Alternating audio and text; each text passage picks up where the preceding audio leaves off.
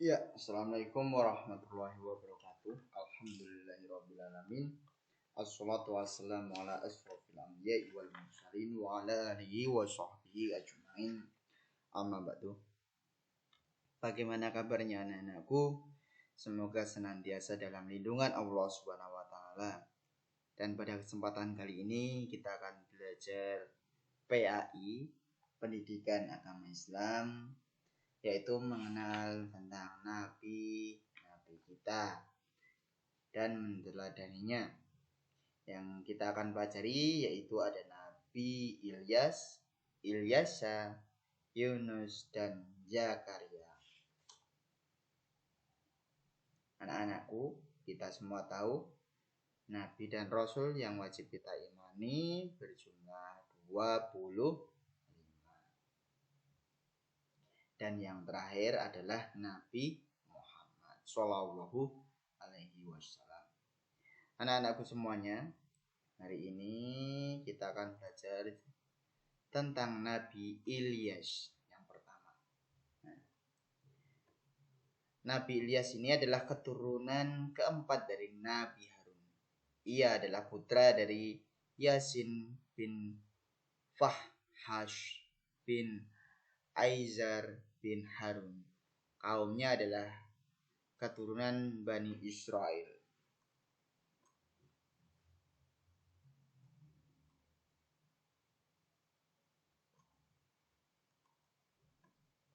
Dakwah Nabi Ilyas diutus Allah di daerah Baalbek yang terletak di daerah sebelah barat Damaskus, Suriah, yang kini masuk wilayah Lebanon. Daerah tersebut dihuni oleh para pelaut terkenal. Mereka menyembah Baal, yaitu patung ini diambil dari nama dewa bangsa Venesia yang merupakan seorang wanita.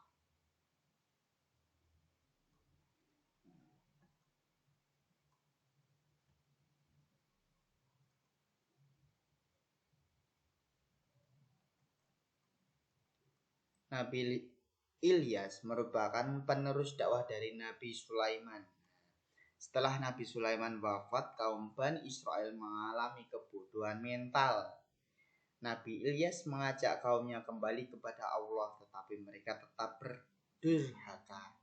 Allah menurunkan musibah kekeringan selama bertahun-tahun, sehingga mereka baru tersadar bahwa Nabi Ilyas itu benar.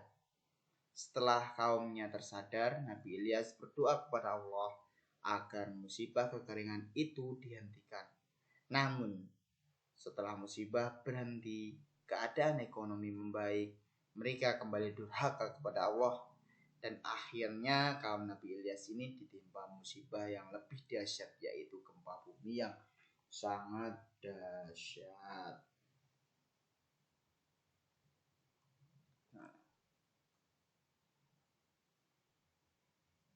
Lanjut, kita akan membahas tentang Nabi Ilyas. Nabi Ilyas merupakan anak kandung dari Aktub bin Ajus. Bukan Ayus ya, Ajus. Nabi Ilyas menggantikan Nabi Ilyas. Saat Nabi Ilyas diangkat menjadi nabi, kondisi Bani Israel kembali menjadi kafir.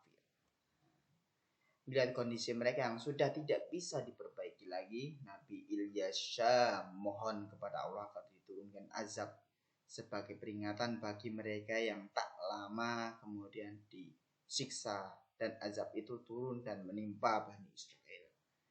Terjadilah kemarau panjang hingga terjadi kelaparan. Ya, anakku semuanya.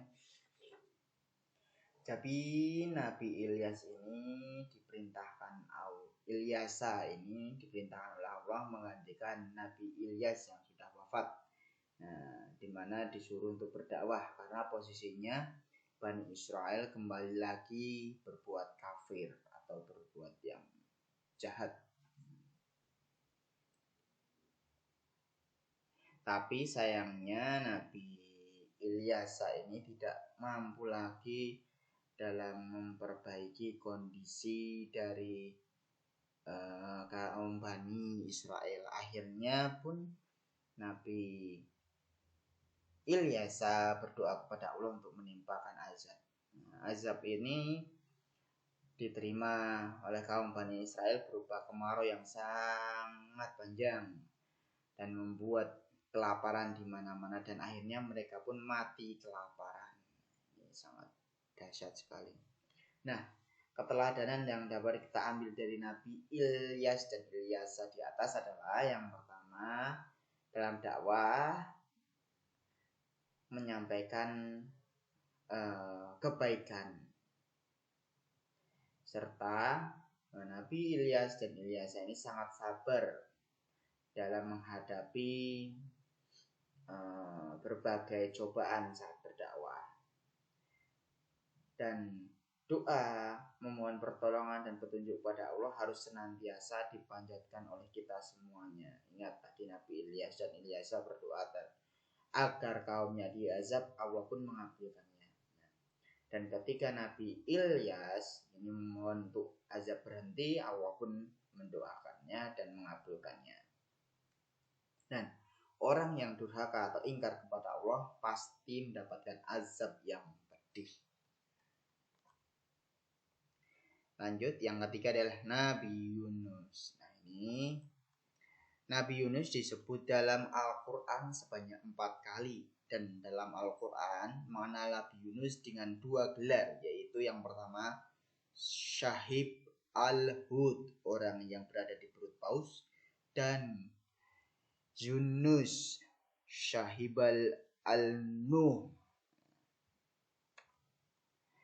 Nabi Yunus diutus Allah di daerah Mosul, Irak. Di daerah tersebut terdapat sebuah kampung bernama Ninawa yang menyembah patung dan berhala.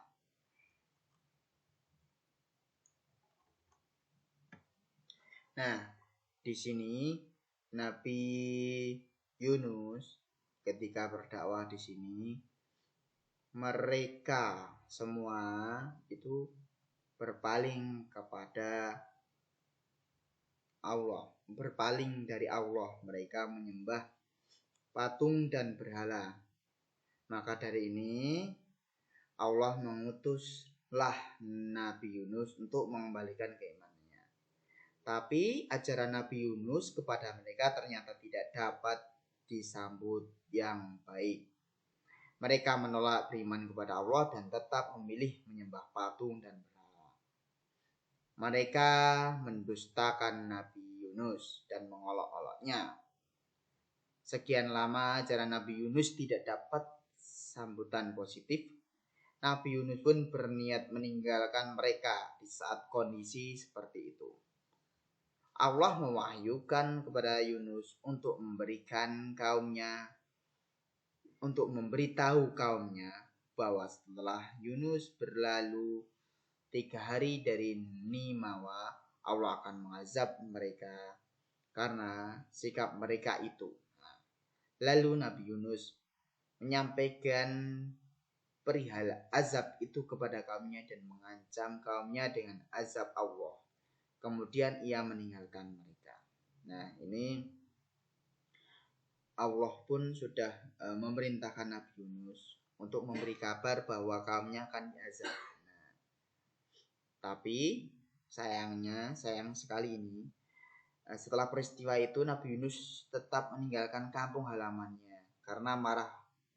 Padahal Allah belum mengizinkannya. Nah, Yunus pergi ke tepi laut dan menaiki kapal. Padahal di situ sudah mulai terjadi bencana di daerahnya. Tapi Nabi Yunus padahal belum diizinkan Allah pergi dari daerah itu, namun Nabi Yunus malah pergi. Nah, pada saat pergi ini Nabi Yunus naik kapal. Nah, di atas kapal tiba-tiba terjadi ombak yang sangat besar, tsunami, dan angin pun kencang sekali, membuat kapal Nabi Yunus pun hampir tenggelam.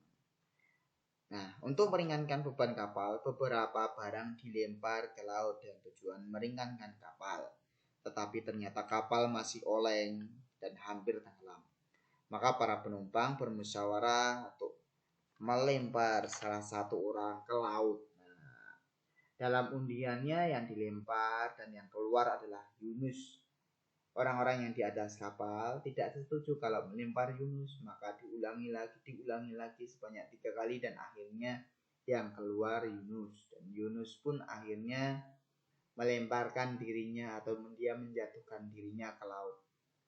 Pada saat yang bersamaan, Allah telah mengirim ikan besar, ikan paus ini, untuk menghilang kepadanya, untuk menelan Nabi Yunus dengan tidak merobek daging atau mematahkan tulangnya saat berada di perut ikan paus ini.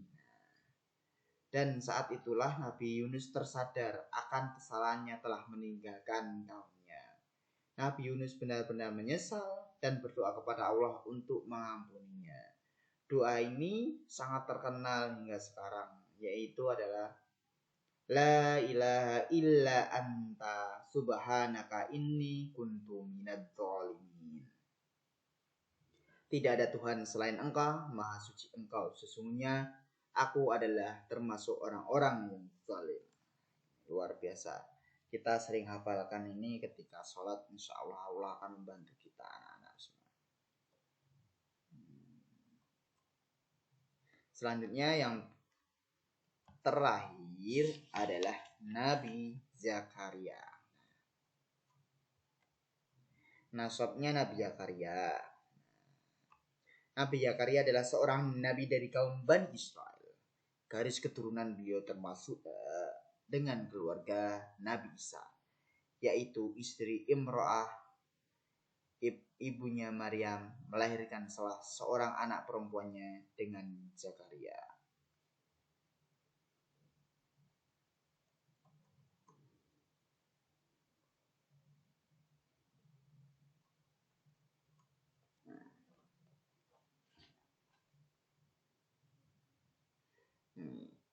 Yaitu Imro'ah tadi Pak Bayu ulangi, yaitu istri Imro'ah, ibunya Maryam, menikahkan salah seorang anak perempuannya dengan Zakaria. Jadi ibunya Maryam ini menikahkan salah satu anaknya dengan Nabi Zakaria. Nah, selanjutnya teladanan Nabi Zakaria. Nah, istri Nabi Zakaria ini adalah orang yang tidak memiliki keturunan sampai usia lanjut.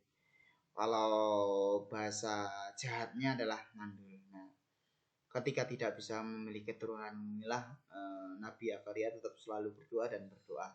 Nah, kemudian suatu saat ini mertuanya atau ibunya dari ibu dari istri Nabi Zakaria melahirkan lagi, padahal sudah tua sekali. Bayangkan kalau anaknya udah tua, apalagi ibunya dari anaknya. Melahirkan lagi dan lahirlah seorang Maryam. Maryam ini banyak yang ingin mengadopsinya karena mengetahui sudah sepuhnya ibunya Maryam ini. Nah, tapi ketika di polling ataupun terjadi perdebatan siapa yang akan mau menjadi yang mengasuh Maryam ini, ternyata akhirnya yang terpilih adalah Nabi Zakaria.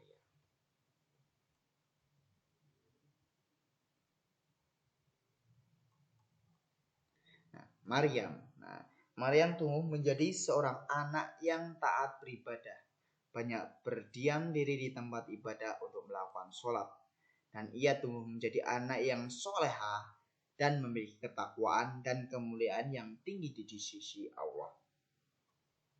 Ketika Zakaria melihat kemuliaan Maryam ini, terbesit dalam hatinya untuk memiliki keturunan yang seperti Maryam. Sejak saat itulah Nabi Zakaria semakin banyak berdoa kepada Allah untuk diberi keturunan. Dan akhirnya Allah mengirim malaikat untuk memberi kabar gembira kepada Nabi Zakaria bahwa dia akan memiliki anak yang bernama Yahya. Nah, Yahya ini diberi nama langsung oleh Allah, nama dari Allah langsung. Akhirnya pun Nabi Zakaria sangat bersyukur dan gembira atas pertolongan dari Allah ini. Nah, mungkin dari Pak Bayu cukup sekian. Tetap semangat dalam belajar, jangan lupa tersenyum. Nah, ingat, senyum adalah bagian dari ibadah. Senyum adalah sedekah. Thank you, terima kasih, syukron. Dari Pak Bayu cukup sekian. Bila fisabil haq fastabiqul khairat. Assalamualaikum warahmatullahi wabarakatuh.